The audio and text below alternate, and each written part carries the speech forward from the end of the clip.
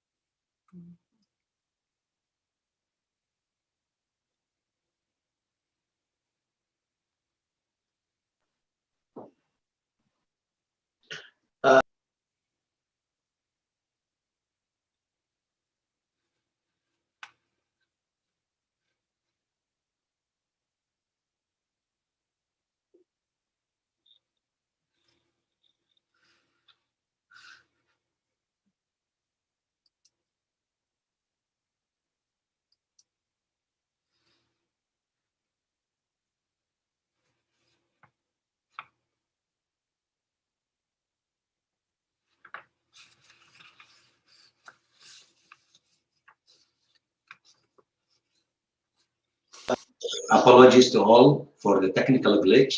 We'll resolve that in a very short moment, just to get access to sharing the screen.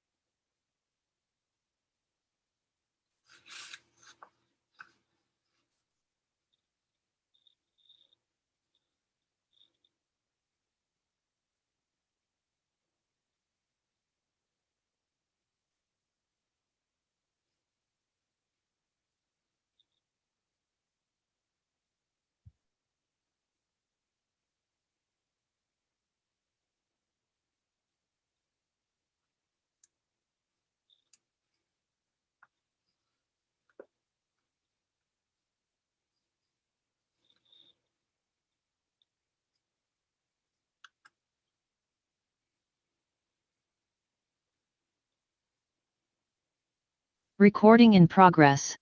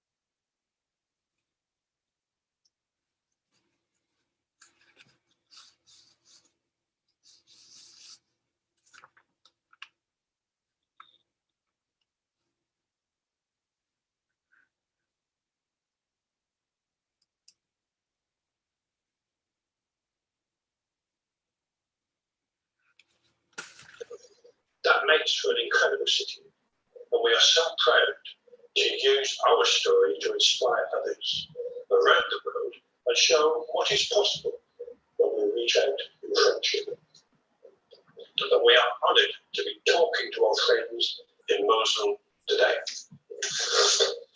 Like you, Georgia has known the horrors of war, but the past 80 years have seen such wonderful change, and that has only been possible with support and friendship of others. We know there are challenges ahead of you, but you have friends here to help. Thank you to the Coventry Association for International Friendship and the Mosul Foundation for bringing us together today. خليه يوقفها.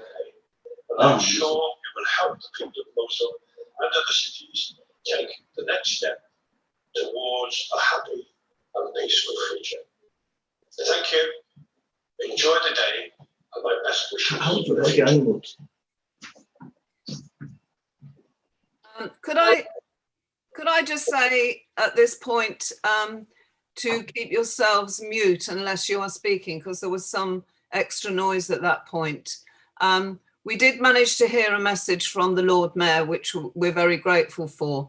A pity we didn't see the full screen, but we'll get on with the proceedings. I'm now going to ask Councillor Ram Lakar, OBE, who is chair of the Coventry Association for International Friendship, to make his welcome. Ram. Good morning, Linda. Good morning, Lord Mayor and guest participants for today's virtual conference, and for all those who may be joining through various channels of social media. First, can I also slightly apologize for my technology not catching up in time, but slightly late.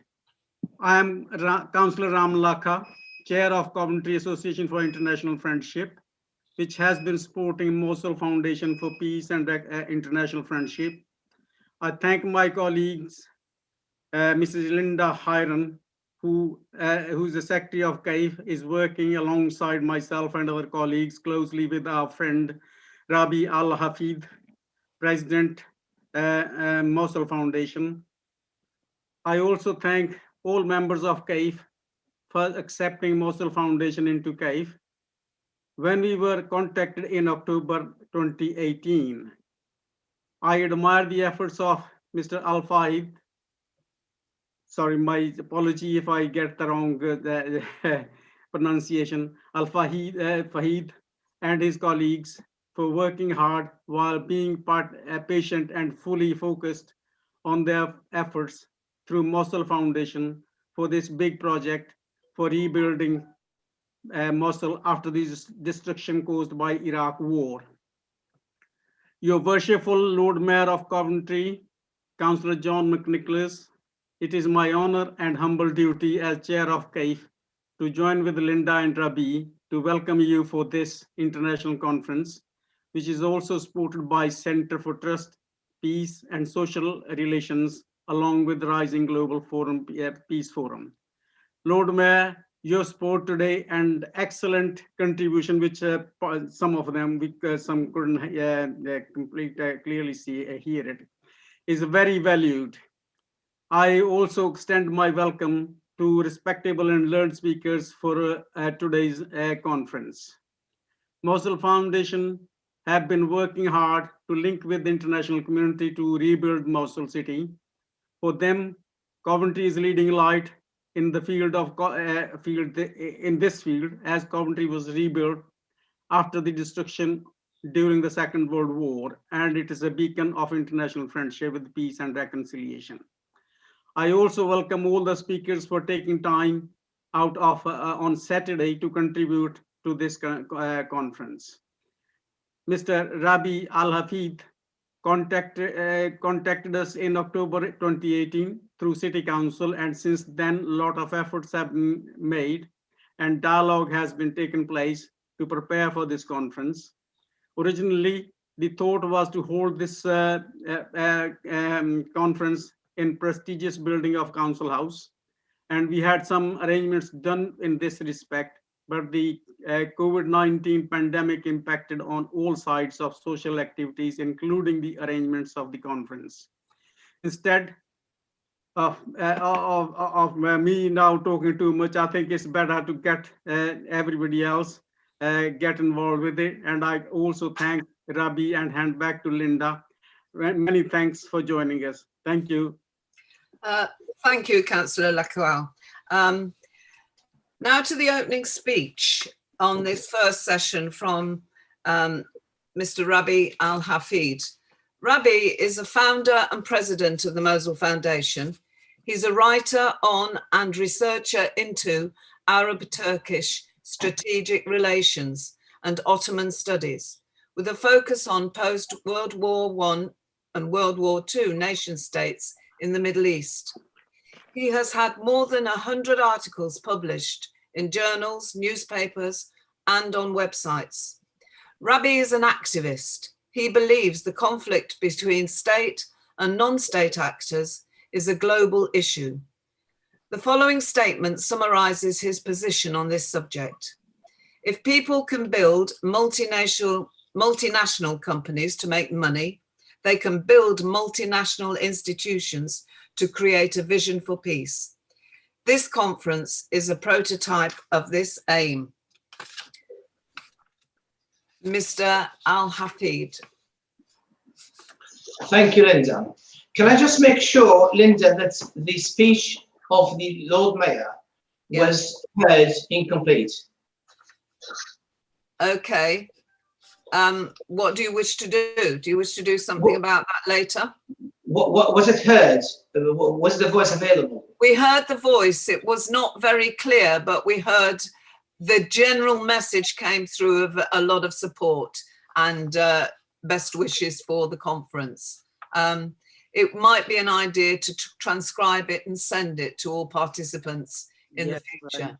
That'd be better, in Linda. I think, sorry, my interruption. I think I was going to suggest if Lord Mayor's speech can be sent back to Rabi, which can be circulated later. Thank you. Okay, now Rabi will speak on the first session, which is about Mosul today. Rabi, your floor. Thank you, Linda.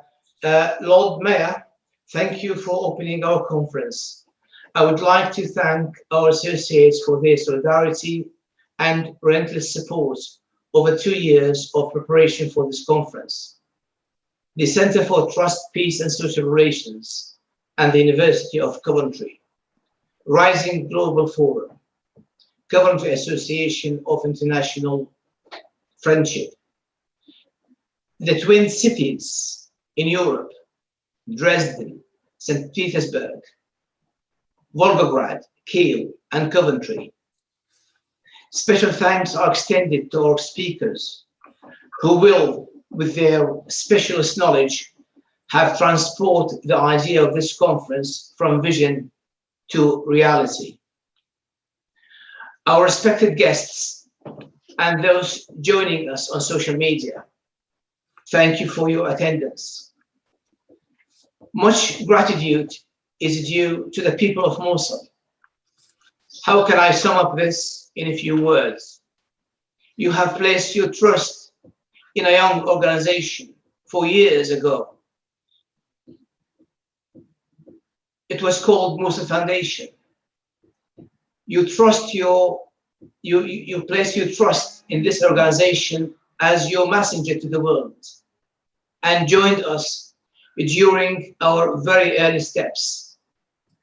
That is what got us here today. May Allah bless you.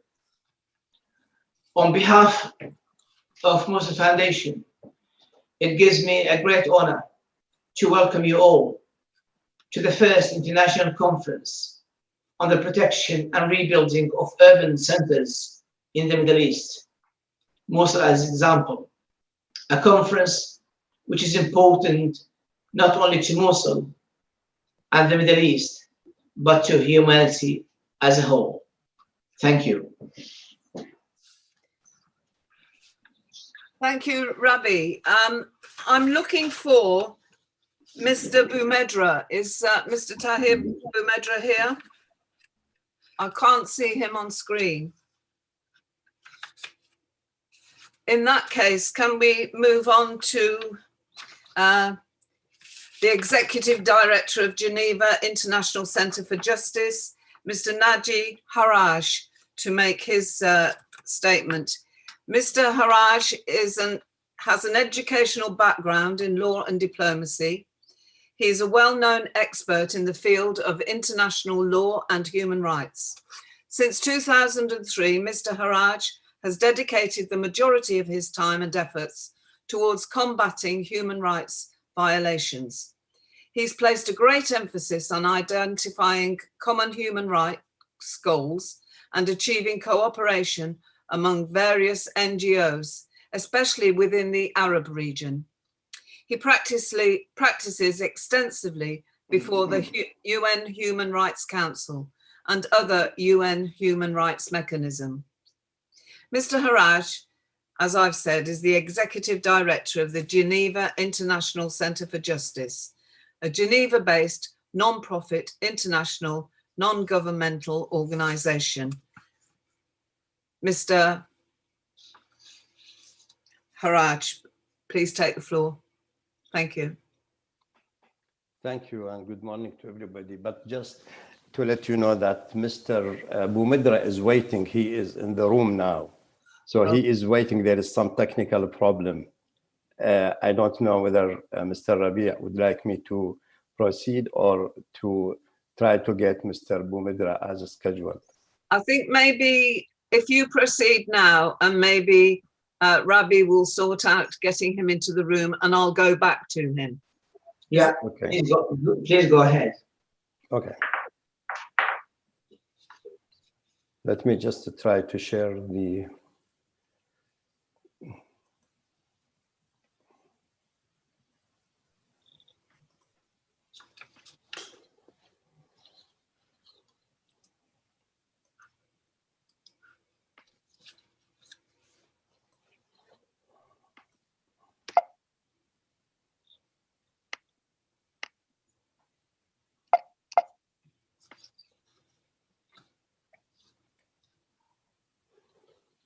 Well, good morning again, and I would like, first of all, to thank the organizer for this kind invitation. I will focus on how corruption in collapsed state is preventing any attempt to reconstruct, as the case in Iraq in general and in Mosul. I would like to, as mentioned, to that Geneva International Center of Justice has been monitoring the human rights situation in Iraq since 2003. Since then, it has become increasingly clear to us that the state is regressing and operating in the absence of rule of law. We were documenting grave and systematic human rights violation in the past 18 years, while corruption and immunity prevailed Iraq. In our focusing on Iraq and in our documentation in Iraq, it has become obvious to us that the foundation for this current state of affairs were laid down by U.S. Representative Paul Bremer during his term as a governor of Iraq and leading the Provisional Coalition administration, the CPA, from 2003 until 2004. Among some of his worst decisions were to dissolve the military and security institution, as well as many other civil bodies, and instead he brought the militia to run the state, like in the police and the army and all these institutions.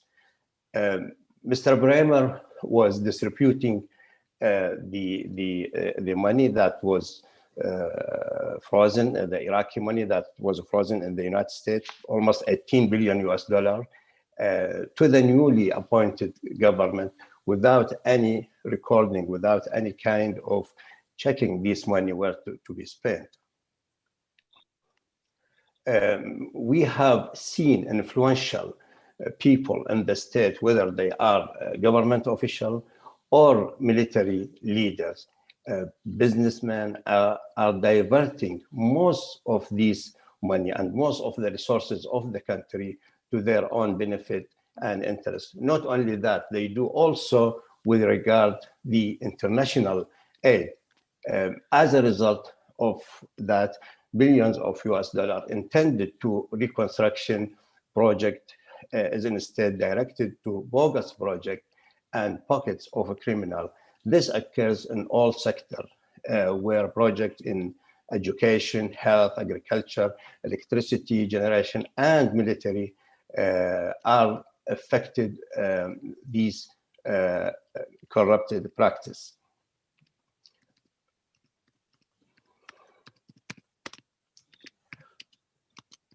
When the state collapse, an emerging and ever expanding threat to a functioning and stable society has risen as a result of the growing control of the Iraqi militia, especially after the creation of the Popular Mobilization Forces, the PMF, in 2014 as an umbrella to these militia. It is well known that the majority of these groups are closely linked with the Iranian regime. Actually, they are getting their instruction from there. These militia were allowed to thrive in a post-occupation setting where, under the pretext of fighting terrorists, they gained a stronger foothold by providing unofficial security. This was the opportunity these militia were waiting to implement their policies and advance their sectarian agenda in Iraq. In order to obtain further control and benefits, the militia threatened force, as well as working alongside with many supporters who have infiltrated advanced positions within the state, departments, the parliament, and in the administration of the provinces. There are many examples that illustrate this. One such example is the militia control of customs offices in Iraq.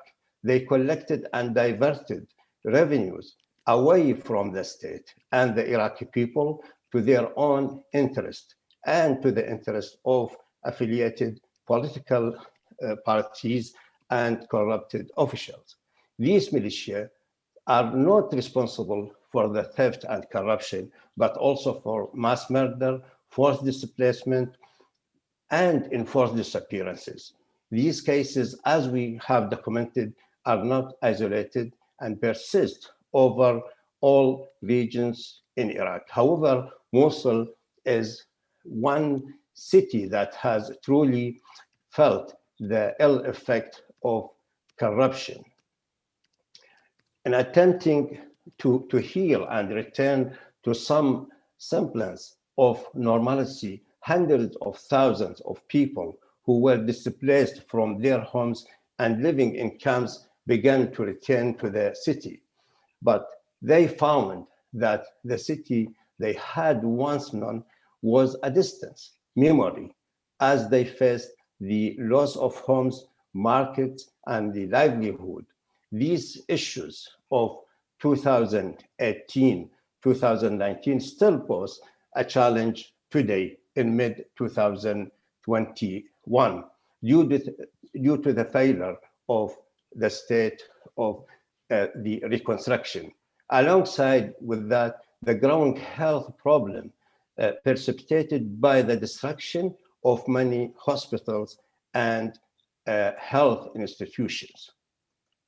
Nevertheless, the youth of Mosul have been instrumental in attempts to restore life to the city. They tried everything in order for the returnees to feel that there is a hope to live again in their city. They initiated campaigns to clean the city, to pave the street. Then they found themselves working so hard in retrieving thousands of bodies from rubble. For your information, more than 7,000 bodies were retrieved from the ruins of the houses in the city of Mosul in the past 3 years. They have made continued and sustained effort to allow shops, market, and restaurant to reopen wherever that can be possible. In the meantime, the people welcome the promises from the government and international bodies and the donors, which indicate that the reconstruction and compensation are going to start soon. There were visits from the United Nations bodies and committees to assess the damage in Mosul and to estimate how much money are needed for reconstruction. However, residents quickly noticed that conflicts over leadership position in the city, from governor to members of the provincial council, began to bubble to the surface. Most political rallied to gain their share of the responsibilities in the province, and everyone appeared keen to assist Mosul and its people. Nevertheless, it soon became apparent that the prospect of personally benefiting from the reconstruction was motivating this intense political participation and revival.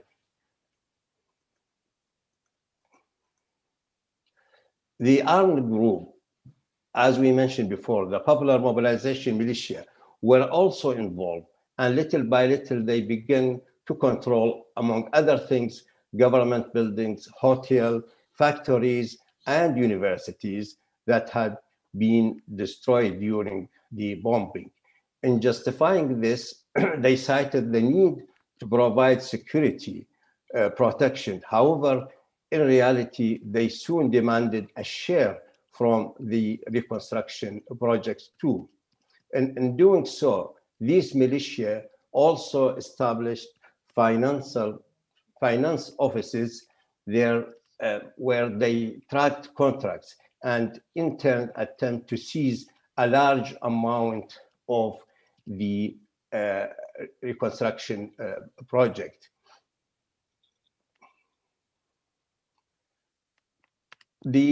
In further restricting the residents of the city, militias also force business owners to pay a proportion of their revenue to them in exchange for so-called protection. These forceful requests were often met as militia would threaten to either close a non-cooperating business or blow it up. Then it would blame ISIS for that.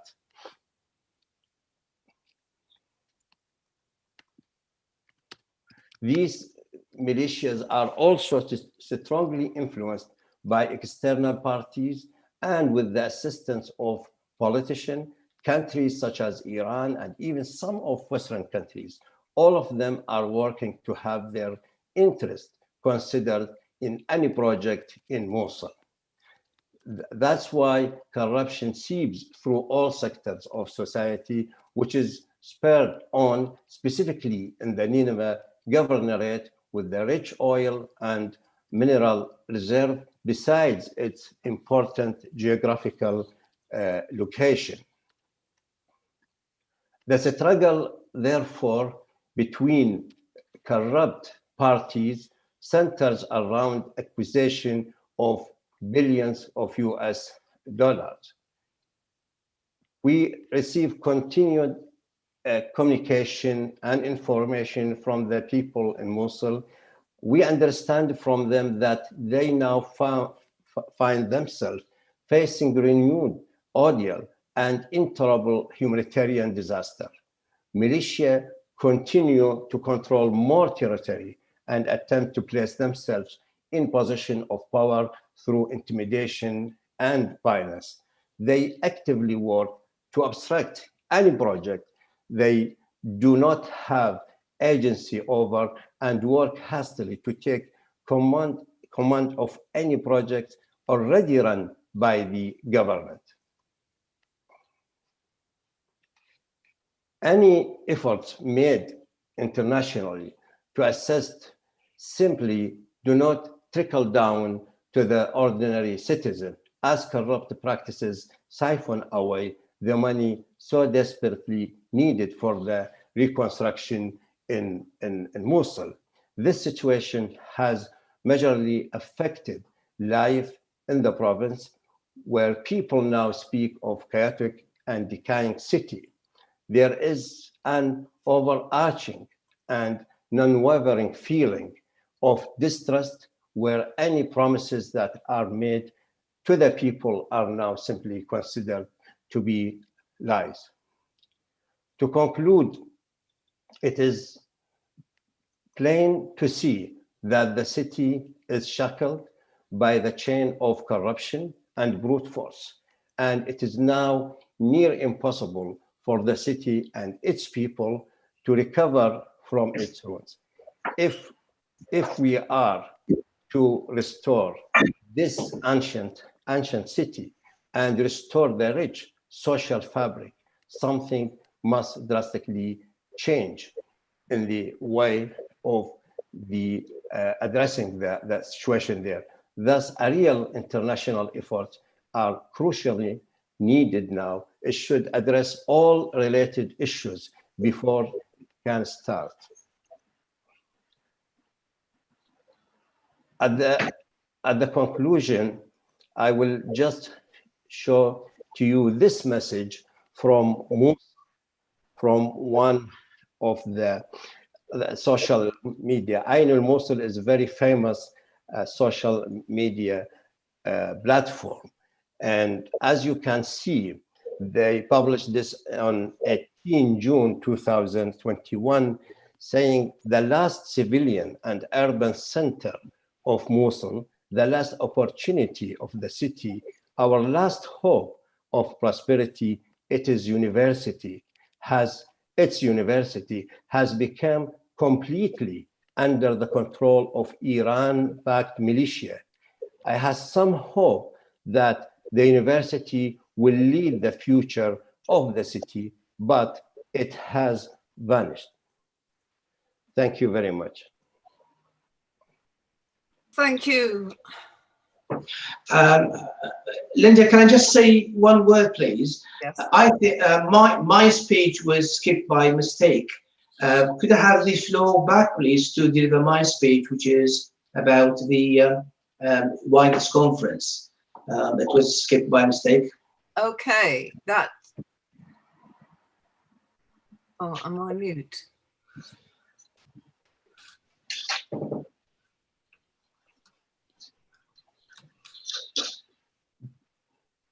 All right, Mr. Al Hafid.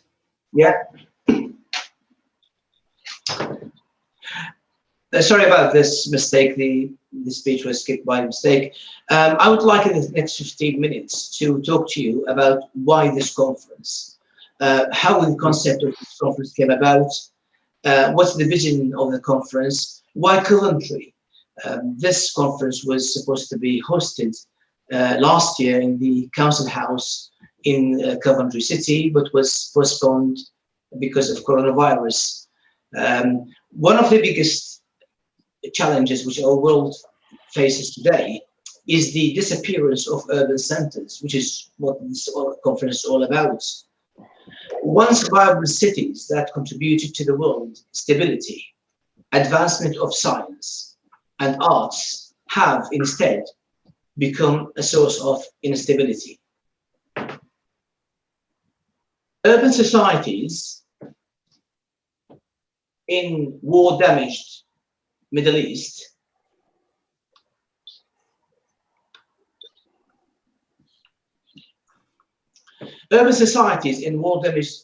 Middle East are in alarming state of security decline. Indigenous populations sell their homes and migrate to neighboring Turkey or to Europe. Depopulated cities are systematically repopulated with settlers who come from outside the region.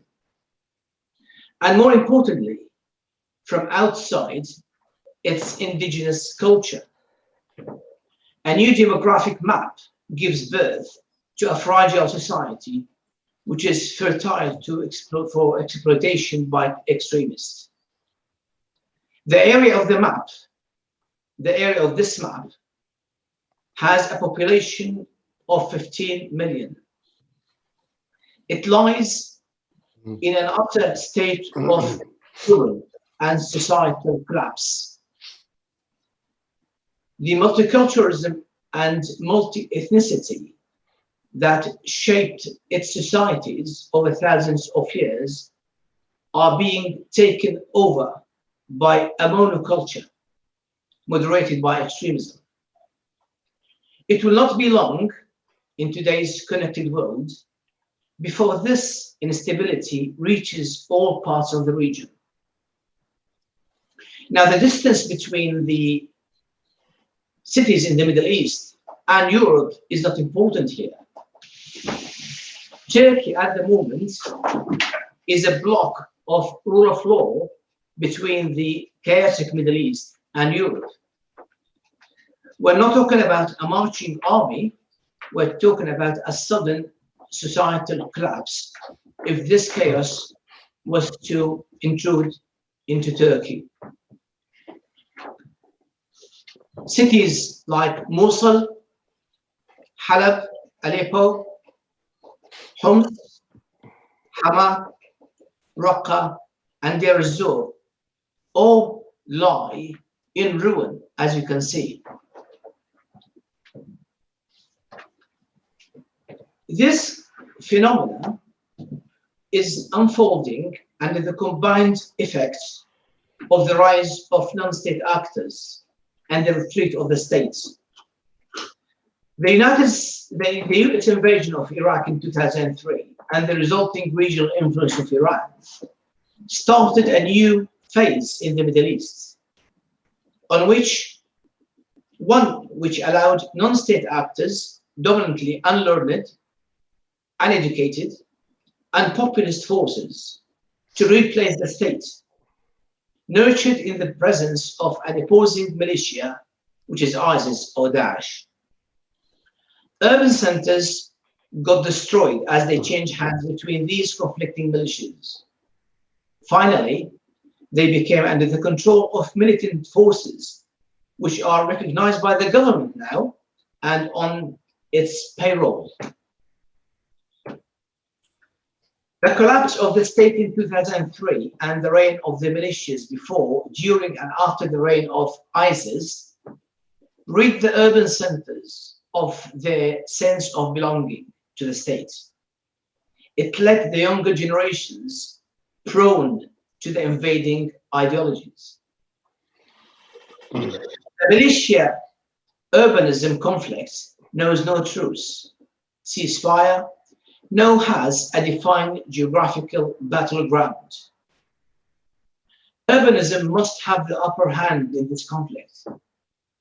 However, as a statehood is integral to urbanism, the latter, i.e. the urbanism, must find ways of deciding the conflict in the absence of the state. This time, urbanism itself will prop up the state. And we move into the role of urban centers in regional engineering. Urban centers are not just cities. They are societal, cultural, and economical hubs. Their field of influence exceeds their provisional borders. This is crucial to the societal engineering of the Middle East, where life in smaller cities, towns, and rural areas are influenced by the larger urban centers and by their institutes. As we can see in this map, the influence of Mosul and Halab as capitals of former empires stamp their character on the region. Not enough urban centers are left intact on this map, which is the size of Spain, for this mechanism to function.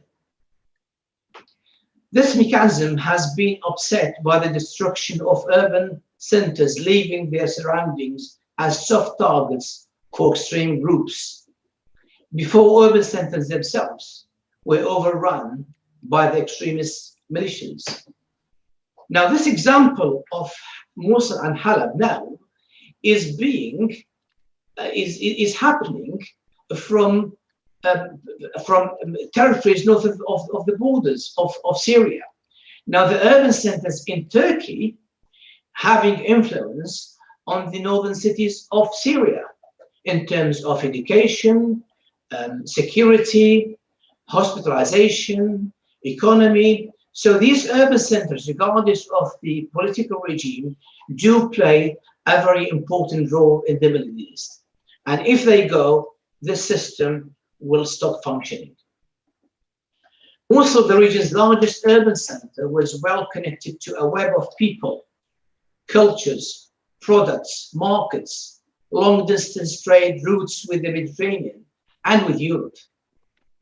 Its revival provides the required antidote to the present disorder and the vaccine for a possible future pandemic.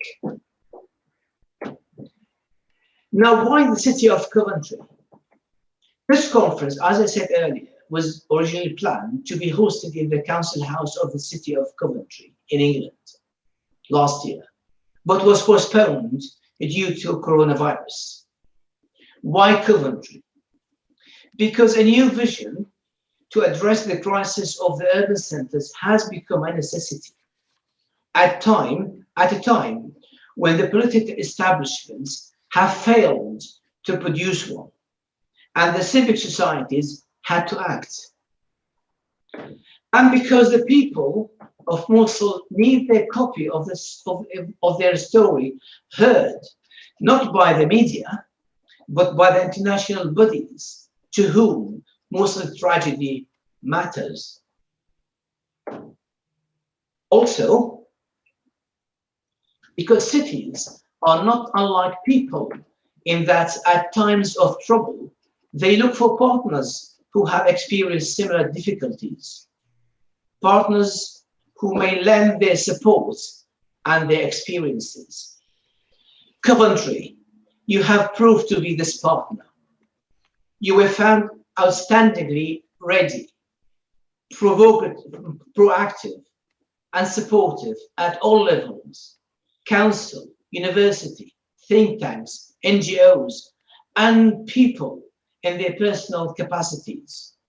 So were your twins, the European twins, who are with us in the conference this morning.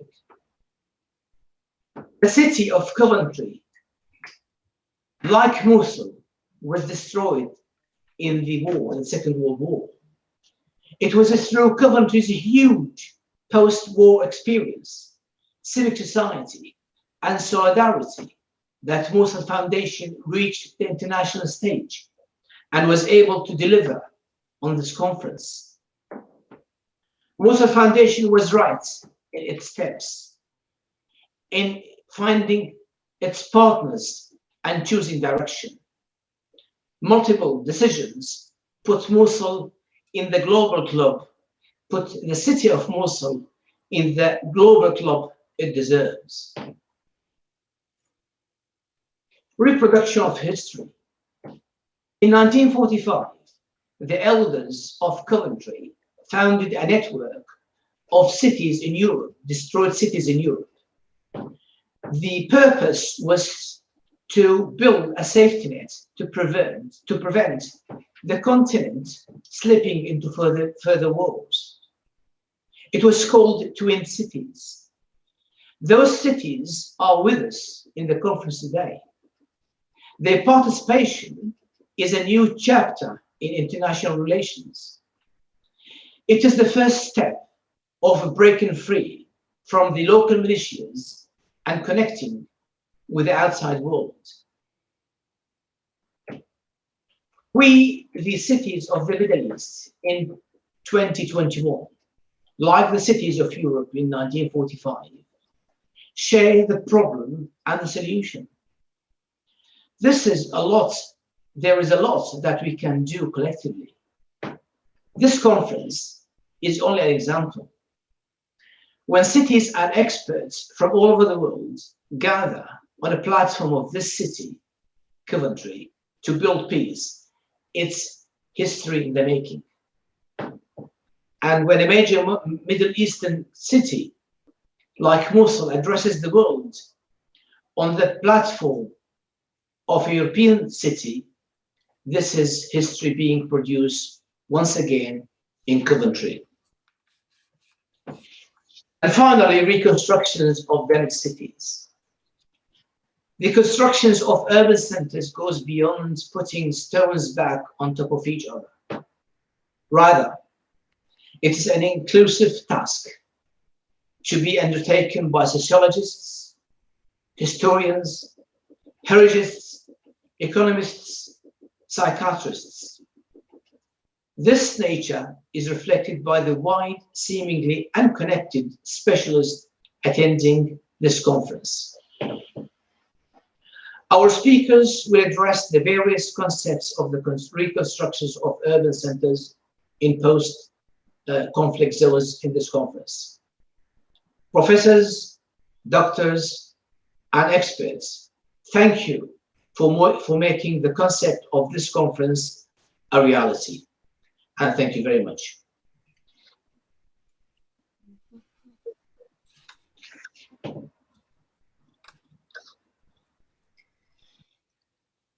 Thank you, Rabi. I'm now looking, Mr. Tahir Boumedra, is he here now? Yeah, you're mute. Yeah, can you hear me now? Yes, I can. I'll introduce you now. Mr. Boumedra is the former chief of the United Nations Human Rights Office in Iraq and former representative of the UN High Commissioner for Human Rights in Iraq. Welcome and take the floor. Thank you very much, Chairperson. In fact, I managed, despite of some technical hiccups, I managed to follow the paper of my friend Naji. And in fact, my talk is going to overlap with Naji's intervention. So I'll do my best to escape what has already been covered by both Naji and Rabia. And I will try not to read my paper, which will be, of course, available later on, but I will just try to focus on some important points that, in my view, are the root causes of the problems of Iraq, and obviously problems of Iraq are problems of Mosul as well. So I would like to say that in April 2003, the coalition forces, or the multinational forces in Iraq, they have destroyed the country. They have completely destroyed the country and returned it to some very black period of history. And we all remember the speech of George W. Bush announcing the mission accomplished. When the mission was accomplished, he appointed a very shrewd man, a ruthless diplomat, the Ambassador Paul Bremer. This ruthless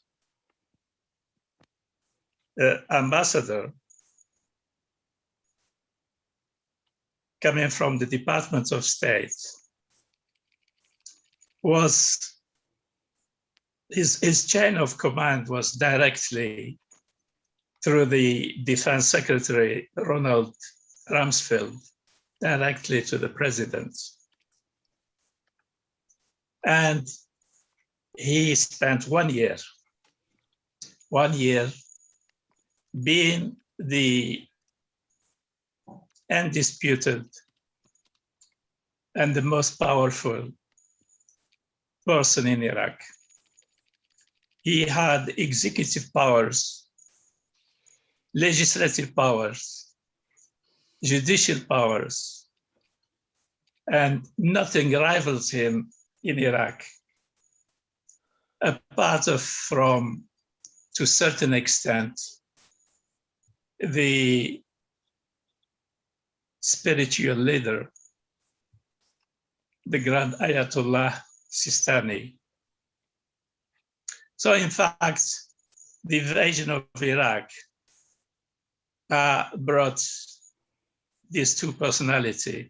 On one hand, the representative of the multinational forces, and on the other hand, the ultimate power of the Shia fraction in the country, in the personality of the Grand Ayatollah Ali Sistani. So we talk about democracy. Democracy, that's the coalition forces reduced it to two people, and their views on how to manage the country was without appeal.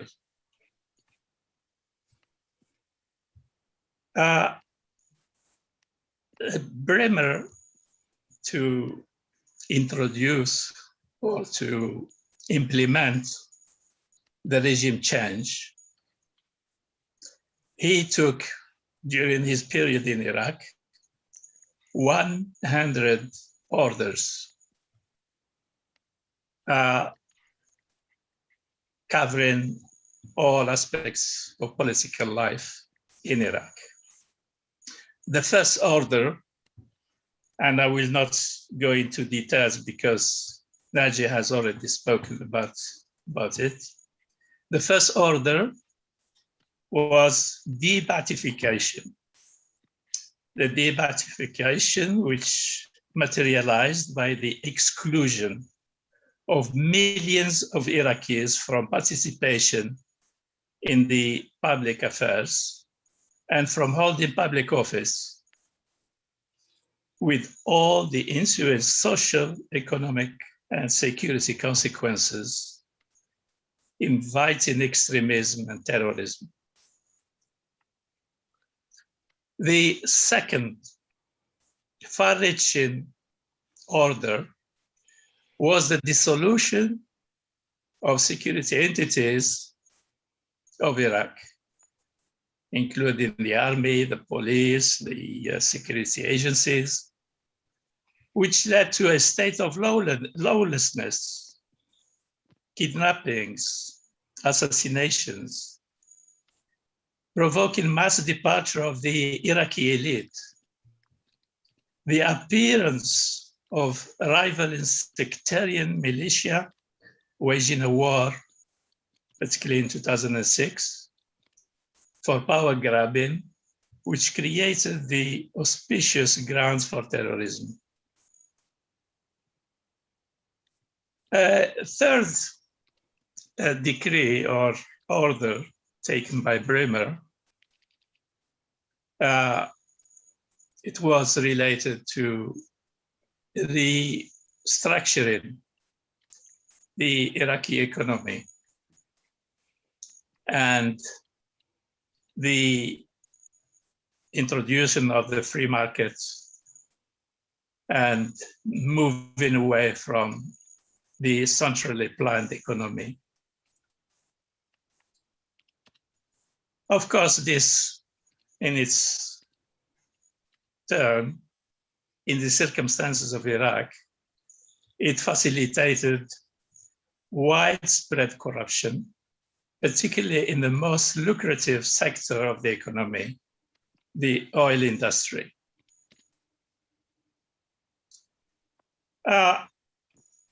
I would also underline probably the only order that in my view I consider being positive is that order number 7, by which Bremer suspended the implementation of death capital of death punishment in Iraq. But unfortunately, this order didn't last long because the provisional government will annul it a few months later. Another order that I must mention is order number 17, which grants immunity from Iraqi law to all members of the US-led multinational forces in Iraq, as well as to foreign contractors and to diplomats. Paul Bremer was well aware that in war, no battle ever survives the first contact with the enemy. And in post-conflict situations, no civilian plan survives the first contact with reality. Paul Bremer, by his 100 orders in Iraq, he had sown the seeds of discord among the people of Iraq for years to come.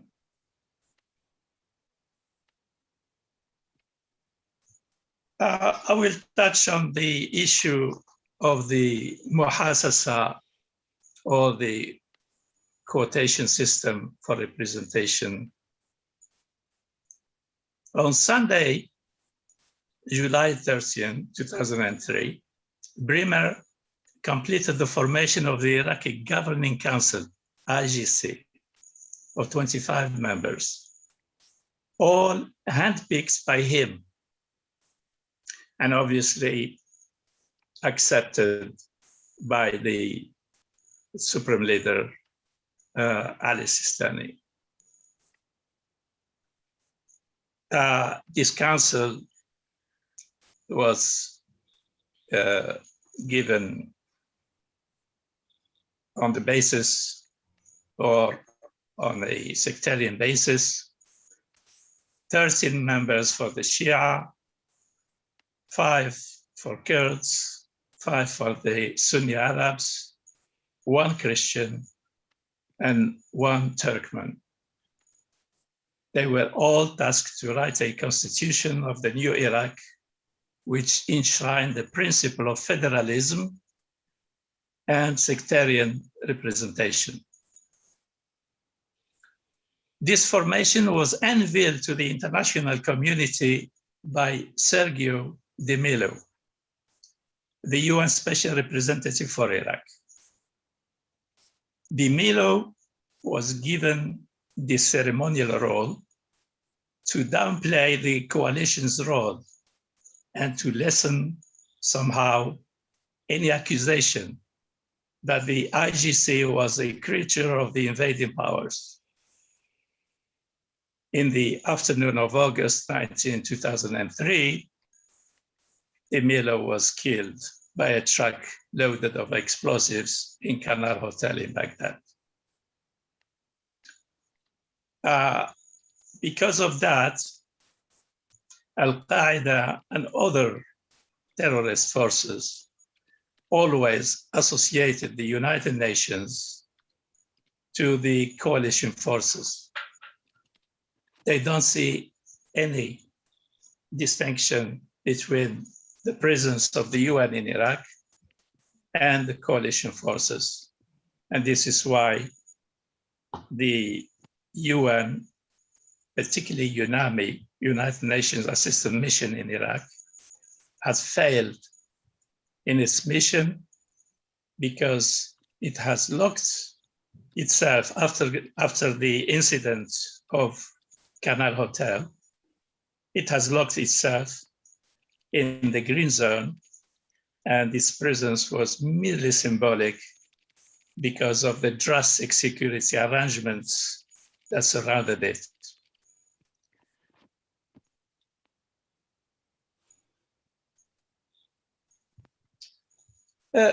Maybe I will underline a few points about the behavior of the United Nations in Iraq. Being completely under control of the United States, they have played a role in confirming and supporting the sectarian system imposed by the coalition. The UNAMI particularly, which is a UN political mission, has stood always side by side with the winner. Obviously, military speaking, the winner was the United States, and politically the winner was the Shia group, and particularly under the leadership of Nouri al-Maliki. Nouri al-Maliki was the favorite leader, although he was a rising dictator that Iraq has never known. His dictatorship was encouraged by the American presence and by the United Nations, to the extent in May 2010, when the Arab League held a conference in Baghdad, the then Secretary General of the United Nations, Ban Ki-moon, he gave us the orders to make sure that we build close friendship and cooperation with al-Maliki. So that gives, in general, an idea of how the United Nations was perceived in Iraq as a tool in the hands of the multinational forces and a tool in the hands of the political winners in Iraq. And let me say that nobody from the United Nations authorities in Iraq take their position within UNAMI or any other organization of the United Nations without first paying a visit to Ali Sistani. So in order to be accepted in Iraq, a first visit has to be paid and get a blessing from the Sistani, and then start the mission within the UN system. The reports of the United Nations had never been objective and impartial. The United Nations reported according to the needs of the occupying power. And the occupying power, or basically the Americans, has given the orders that they want to leave Iraq and they want the people to understand they were there to implant democracy, human rights, and the rule of law. Therefore, the United Nations, in its report, they have to emphasize the fact that the invasion has achieved democracy and proper representation and the rule of law, human rights, and so on and so forth. These are the instructions. No one from the United Nations could overrule them unless you take a risk of not being admired within the system. Now, let me move to the situation of Mosul, because all the problems, whether from the UN or the coalition, whether all the problems of Iraq are those problems of Mosul. And the occupation of Mosul by the Islamic state in Iraq and Levant, the ISIL, on the 9th of June 2014, the Al-Qaeda, which is the ISIL, rather not Al-Qaeda, the Islamic State in Iraq, when they arrived to Mosul, they took over without any resistance from the Iraqi army. The Daesh forces arrived, the Iraqi army left without any combat. And one would ask why the Iraqi army and security forces will just pack up and go. That reflects exactly the kind of policy al-Maliki's government has implemented. Al-Maliki had his own militias. Al-Maliki never trusted the Iraqi army. And therefore, he never properly equipped and armed the Iraqi army, particularly in Mosul. So when Daesh forces arrived, the Iraqi army and other security agencies could not stand a little army of a militia such as Daesh. Within few days, Daesh has taken 3/4 of the territory of Iraq. And that shows that the Iraqi forces, Iraqi people do not trust their own government. They do not associate themselves to the regime in place. Al-Maliki's government has destroyed all links between the people and the state's agencies and institutions. The dissolution of the army, it was followed by renaming commanders and high officers to lead the new army. And that was based on a sectarian way, because the generals that were appointed, they were appointed, handpicked by al-Maliki to serve the purpose. During the conduct of the al-Maliki's government, he failed to keep the commitments he made to the American army before they left in 2011. The first thing after the Americans left in 2011, al-Maliki decided to disband the Sahwa movement.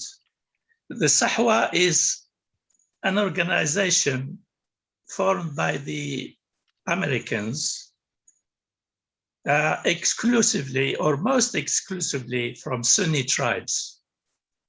And it was, the Americans used the Sahwa movement to fight Al-Qaeda. When the Americans left in 2011, they promised to make sure that Maliki's government will integrate them into the Iraqi army and pay their salaries. But al-Maliki did not keep this promise. He disbanded the Sahwa leaders and the organization and subjected most of them to extrajudicial killing, internment, and expulsion from Iraq. At this time, the US Embassy in Baghdad sat idle, watching from a distance behind the concrete walls in Baghdad.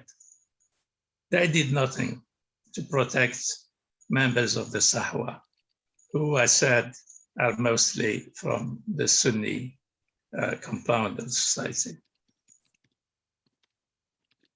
This situation of sectarianism make it impossible for a government to come with programs for reconstruction, development, and reconciliation. The United Nations was implicated in this sectarian policy, and from the Green Zone, each UN agency tried to develop friendship with the relevant administration of al-Maliki's system. So I would like to just say that one of the plights of the Iraqi situation is the attitude of the United Nations, which has never been clear and straightaway objective. They have stood to support the government in place, which happened to be the rising dictator, Prime Minister al-Maliki. So he lost the war against Daesh. And again, Sistani came to rescue the situation by calling on forming the this popular mobilization, Hashd Shabi. So the Hajj Shabi, which again is probably 99% Shi'i, a coalition of the Shia that fought the war, particularly in Mosul. And Hajj Shabi has played a significant role in destroying Mosul. So here again, the Mosul situation is closely linked to the introduction of this policy, first introduced by Paul Bremer, and then implemented by al-Maliki and Daesh, and together with Hashd Shabi, has managed to destroy Mosul. And to finish with, I would like to say that it's important that the Iraqi people get the matter in their hands. It's important that the Iraqi people start reconstructing their country on the basis of citizenship and not sectarianism. It's important that civil society in Iraq try to play their own role and contribute towards the reconstruction of Mosul and other parts of Nainawa, the province of Nainawa, which is where Mosul is the capital of Nainawa, let's say. The international community is called to play a role, but personally, I would advocate that if any contribution is made into the reconstruction of Iraq, including Mosul, it has to be based on the contribution of the civil society. And as long as the governments are the products of sectarianism, governments are going to make the conflict last, and only civil society that would reject sectarianism, a civil society that works on the basis of citizenship, that could rescue the situation in Mosul and indeed the whole of Iraq. And I thank you. Thank you, Mr. Boumedra. I think from what you're saying, I'd just like to hark back to Mr. Haraj just very, very briefly and say that one of the heartwarming things that he said was the fact that the young people were getting motivated to start putting things right.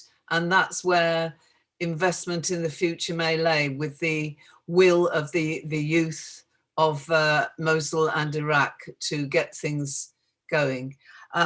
Because we are, because of technical difficulties, we're running a little over time. I'll move on quickly. And our next speaker is Mr. Harith Kutubi, who is the Vice President of the Mosul Foundation. He is an independent arbitrator in international arbitration. He's a fellow of the Chartered Institute of Arbitrators in London, and he's a member of the International Council for Commercial Arbitration in The Hague. Mr. Kutubi, I hand over to you. Welcome.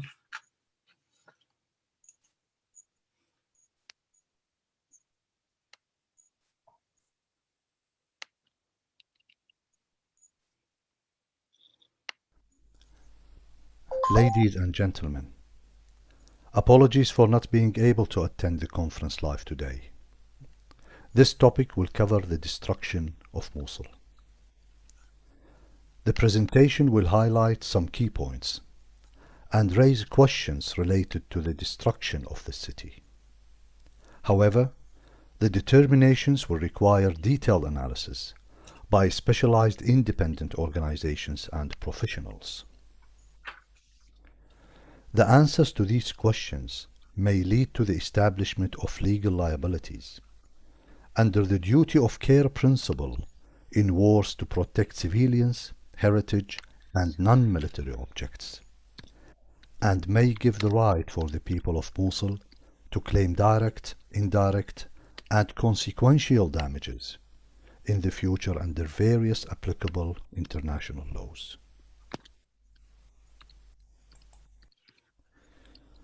History of events. The fall of Mosul. On the 4th of June 2014, ISIS insurgents began their efforts to capture the city. The Iraqi army had almost 30,000 soldiers and thousands of federal police stationed in the city. Facing 800 members of ISIS insurgents as an attacking force. After 6 days, the army left Mosul and the city fell under ISIS control. The retake of Mosul. On the 17th of October 2016, the newly established sectarian militias, as the main fighting force, with the Iraqi forces on the ground, supported by the US air power, initiated the battle to retake the city, succeeding in their efforts in late July 2017, which resulted in liberating Mosul with this massive destruction, mainly the old city, and a high number of civilian victims. The nature of the Iraqi government post-2003. The Iraqi government is effectively a coalition of non-state actors, which was reflected on the battlefield. The government allowed the sectarian militias to take major part in this war, which might have been the reason for this scale of destruction. Some reports also stated that the fall of Mosul in 2014 was a direct result of the contemporary flaws within the political system after the regime change in 2003.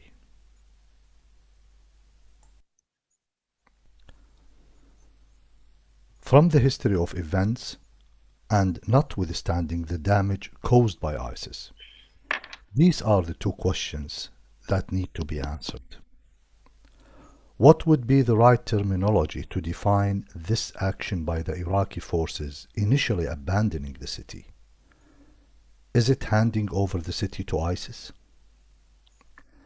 And was it necessary to massively destroy the city to save it from ISIS?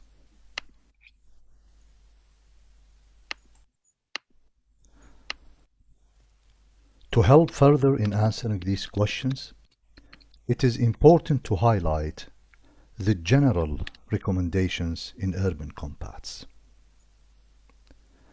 The United Nations and the humanitarian aid organizations prohibit the use of explosive weapons in urban combats. Statistics during recent battles show that 3 out of 4 victims of explosive weapons were civilians. In accordance with the UN's Office for the Coordination of Humanitarian Affairs, quote,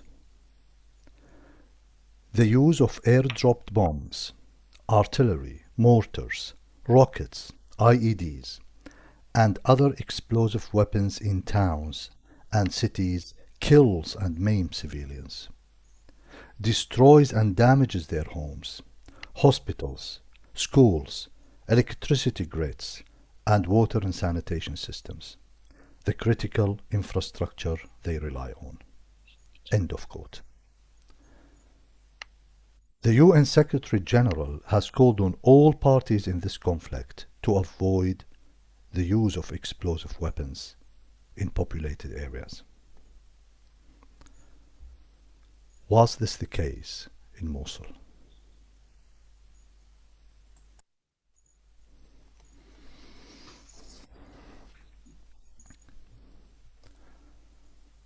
The US Army Urban Doctrine recommends the following phases for deliberate attacks if military forces seek to reclaim an occupied city. Attempt to remove or relocate all non-competent civilian inhabitants prior to the start of the attack. Surround the city by blocking exits with tanks and troops to isolate and prevent enemy escape or resupply. Suppress key enemy targets, such as command centers, logistical bases, or known key individuals with aerial bombs, artillery, or attack aviation. Breach any defenses the enemy may have established. Send a large formation of preferably tanks and automated vehicles with infantry soldiers to penetrate into the urban areas from multiple directions. And begin clearing buildings with the infantry soldiers along a path to seize key objectives deep within the city.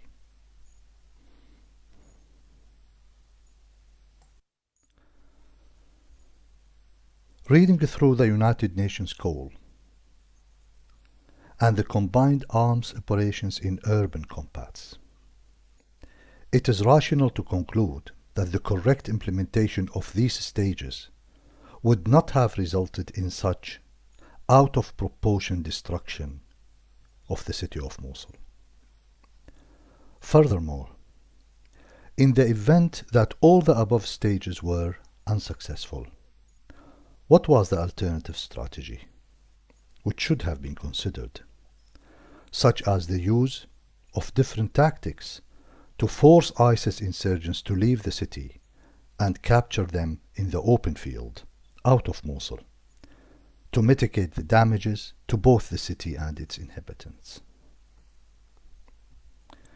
Therefore, it might be the right of the people of Mosul, the international community, the NGOs and experts to investigate this case further.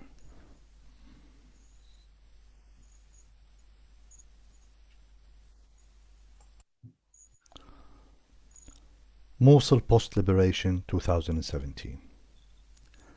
The battle to capture Mosul took 9 months. Thousands of Iraqi security forces, mainly militias, and a large contingent of US military air force support. An estimated 826,000 were displaced by the battle. When the former residents of Mosul returned, there was little left. Over 40,000 homes and 16 neighborhoods were completely destroyed. Authorities estimate the cost to rebuild the destroyed cities in Iraq to be over $88.2 billion US. $42 billion US just for the province that includes Mosul, the country's second largest city. Since the liberation of the city in 2017, with the massive destruction caused, the city remained without any plans to be rebuilt, other than what the people of Mosul themselves are trying to do on a very small scale, and the UNESCO attempt. The people of Mosul feel that they are minority and outsiders in their own city. Militias are in control, and corruption is widespread. The city is destroyed at multiple levels, including infrastructure, services, social, and heritage.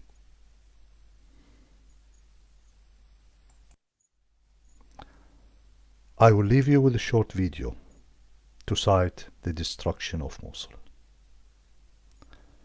Thank you for attending this conference.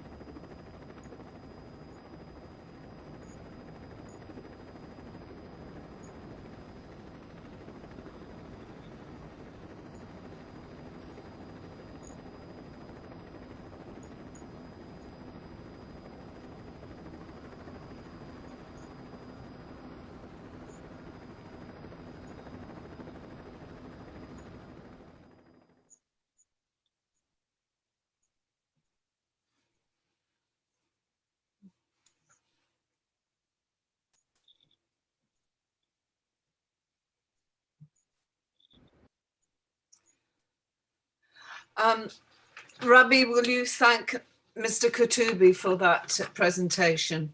I think images can often speak louder than words. There is a section now for some letters from inside Mosul. Rabbi, will you be taking that? Yes, we'll play that in a moment. And this will be played in Arabic, and there will be an English translations. Guests are kindly invited to press on the icon which is next to chat. There's See, interpretation. interpretation, yes. Interpretation, and click on English. Yeah. Yes.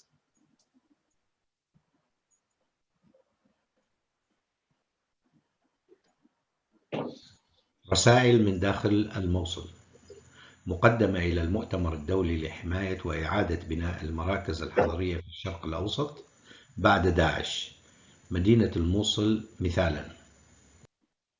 فيما يلي رسائل كتبت داخل الموصل لإيصال صورة عن واقع الحياة في هذه المدينة. الحياة الاجتماعية. تسيطر الميليشيات على كافة مرافق الحياة في الموصل، وتتدخل في الأمن والقضاء والتجارة والمصارف والزراعة والثقافة والانتخابات المحلية، ولها مكاتب اقتصادية تتحكم باقتصاد الموصل. الصحة. أنا طبيب جراح أخصائي من الموصل. بعد استرداد المدينة من احتلال داعش دمرت المستشفيات في المدينة تماما، وعددها نحو 13 مستشفى، بمعنى أنها لم تعد موجودة وتحولت إلى كرفانات. توجد في المدينة وحدة عناية قلب واحدة، ويتعرض المرضى للخطر بسبب طول الانتظار وقلة الأدوية الضرورية. لا تجرى في الموصل عمليات قلب تتطلب فتح صدر. التعويضات وإعادة البناء. مر علينا أكثر من 3 أعوام وأحياؤنا السكنية لا تزال مدمرة، وآلاف الجثث تحت الأنقاض، فهي مقبرة جماعية. لم تقدم الحكومة أي تعويضات مالية كي نعيد بناء منازلنا ونخرج من المخيمات. عشرات الألوف من الأيتام والأرامل بدون مورد مالي ورعاية اجتماعية سوى في حالات محدودة. الممتلكات الخاصة والعامة. أملاكنا تسلب أمام أعيننا. آلاف الأراضي العائدة للدولة تحولت إلى متنفذين في الأحزاب السياسية والحكومات والميليشيات، ولم يتبقى في المدينة مساحات كافية لإنشاء مباني عامة كالمستشفيات والمدارس، ونتفاجأ بانتقال ممتلكاتنا إلى أشخاص في الميليشيات بالتواطؤ مع تجار محليين. لا قيمة للمستندات العقارية أمام القضاء، وتتدخل الميليشيات في صفقات البيع الكبرى ولا تتم إلا بإذن منها ومقابل نسب من الأرباح. الأوقاف. استولت الميليشيات على الكثير من الأراضي والدكاكين في الموصل التابعة للأوقاف منذ مئات الأعوام، والتي يذهب ريعها لإعانة الأرامل والأيتام وتمويل المدارس والجوامع، وتمثل الأوقاف منظومة مدنية مهمة في المجتمع. الصناعة. تمتلك الموصل مخزونا كبيرا من النفط المستكشف والغاز، وأكبر حقل لإنتاج الكبريت في العالم، ومعامل الإسمنت جميعها معطلة أو خاملة. دمار البنية التحتية للصناعة الداخلية مثل الكهرباء يجعل إعادة بناء المصانع غير مجدية، ولم تعوض الدولة أرباب المصانع عن الدمار الذي لحقها. التجارة.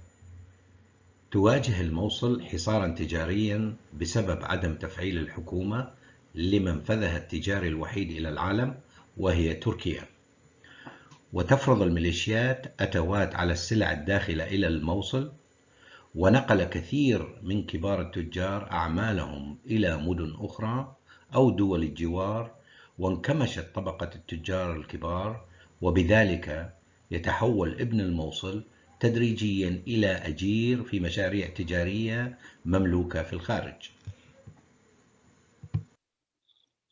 الاقتصاد. تسيطر المكاتب الاقتصادية للميليشيات على الحركة الاقتصادية، وتستولي على الفرص الاقتصادية من داخل دوائر الدولة قبل أن يصل إليها المواطن. العقارات. انتكس الاستثمار العقاري في الموصل بسبب تلاعب الميليشيات بسجلات التسجيل العقاري، وأغلق دائرته لسنوات طويلة. مصدر العيش. المصدر الرئيسي للحياة هو الرواتب التي يتقاضاها الناس من الدولة، وتحصل محافظة نينوى على أقل من ربع استحقاقها من الوظائف العامة. الزراعة. تضم الموصل أكثر من 42% من الأراضي الصالحة للزراعة في العراق، لكن الزراعة فيها محاصرة. تحرم الموصل من بذور الزراعة، ولم يحصل مزارعوها على تعويض لإعادة بناء قدراتهم الزراعية، ولا تسدد الدولة أثمان مشترياتها منهم أسوة بالمناطق الأخرى لأشهر طويلة، ويذهب معظم الدعم الحكومي المخصص للزراعة إلى جيوب المتنفذين الفاسدين. يتعرض مربو الأغنام إلى تهديدات الميليشيات في مناطق رعيهم. الآثار. تخضع المناطق الأثرية في الموصل للمصادرة من قبل جهات تتمتع بدعم أمني، وقد تم قبل فترة قريبة تجريف سور نينوى الأثري ضمن صفقة تجارية بين الميليشيات وتجار محليين. القضاء. تهيمن الميليشيات على القضاء إلى حد الاعتداء البدني على القاضي داخل المحكمة، واستهداف المحامين، وممارسة الضغوط على المحاكم لتغيير قراراتها، وينحاز القضاء ضد المواطن إلى درجة الظلم الفاحش في القضايا الأمنية، وخاصة عند ضلوع شخصية مهمة في الجريمة، ويستخدم القضاء في تصفية الخلافات السياسية. وشكرا لكم من الموصل.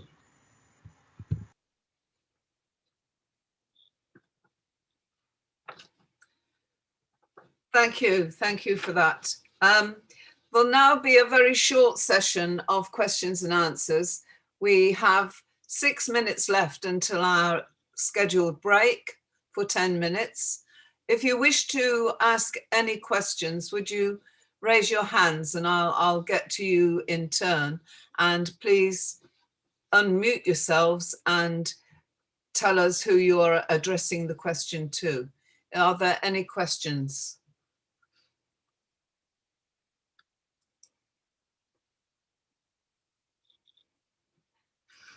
Everybody's silent at this point. Have I missed anybody? Very well. If there are no questions at this point, because we've had, oh, Mary. Unmute yourself, Mary.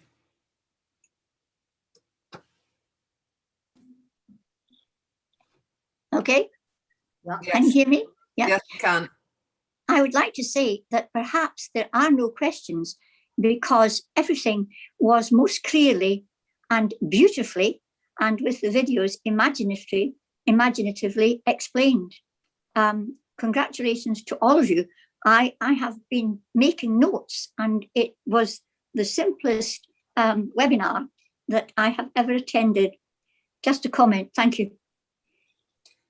Thank you, Mary, and that is encouraging, and I will extend my thanks.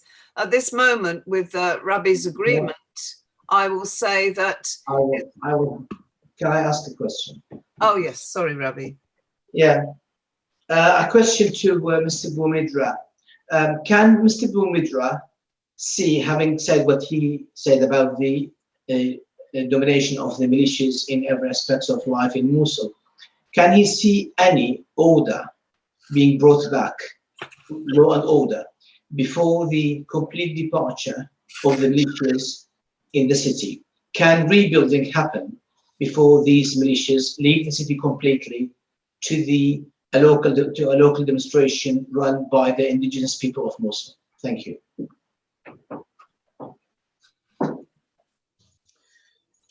Yes, Rabia.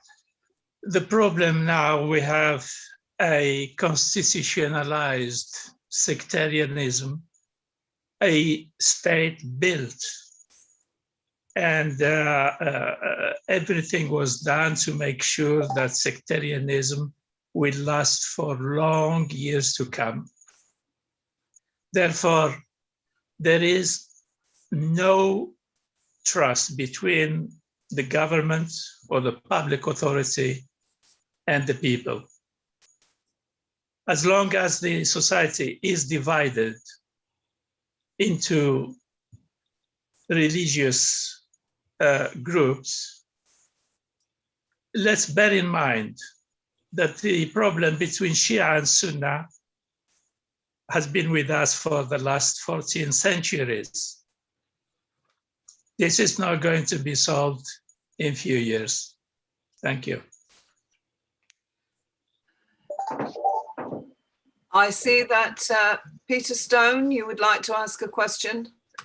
Thank you very much. And thank you to all of the presenters for some very stimulating but utterly depressing presentations. My question is, I hope, fairly simple, but many of you traced the impact of the international intervention into Iraq in 2003, which has caused many of the problems that Mosul and the rest of Iraq and the rest of the region are still suffering.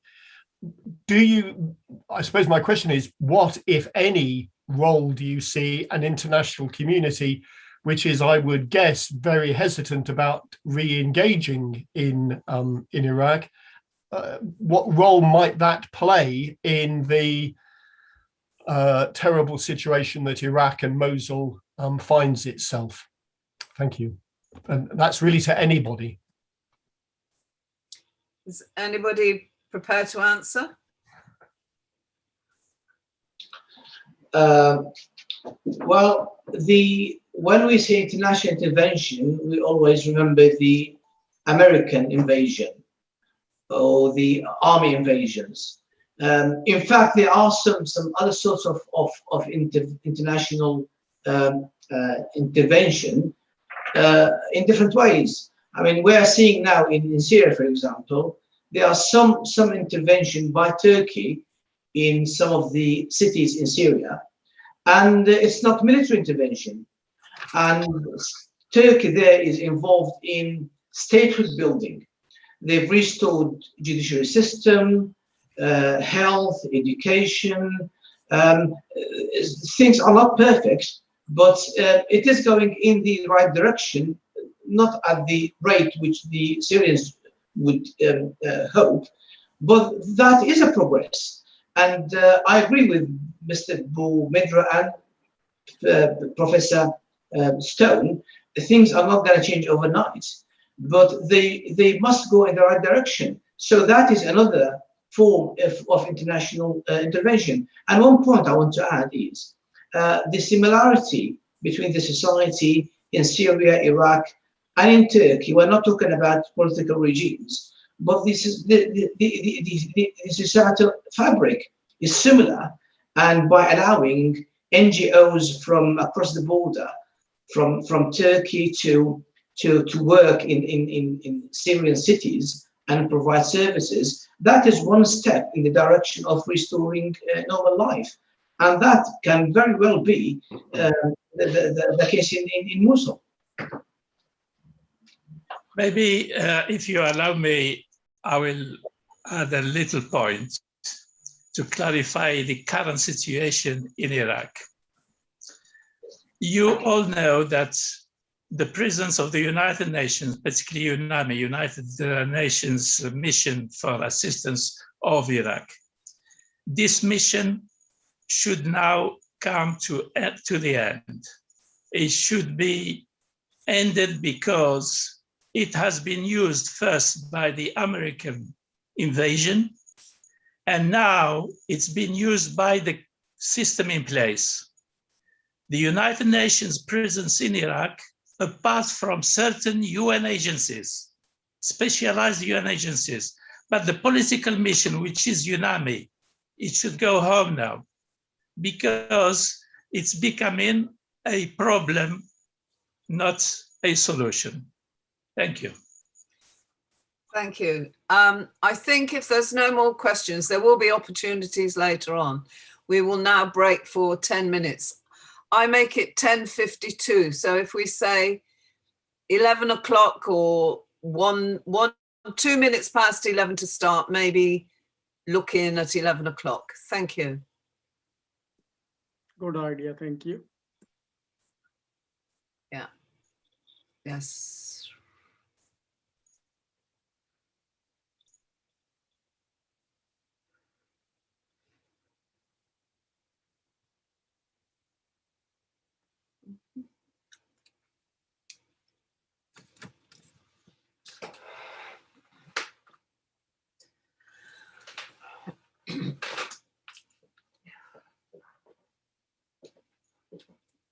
Recording stopped.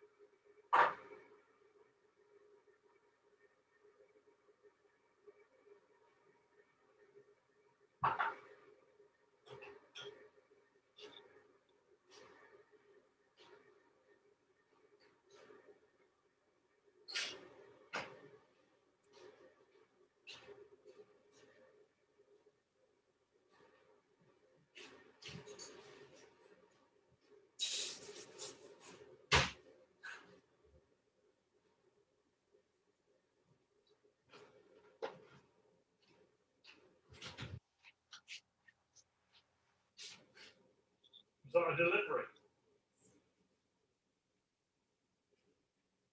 Do you expect?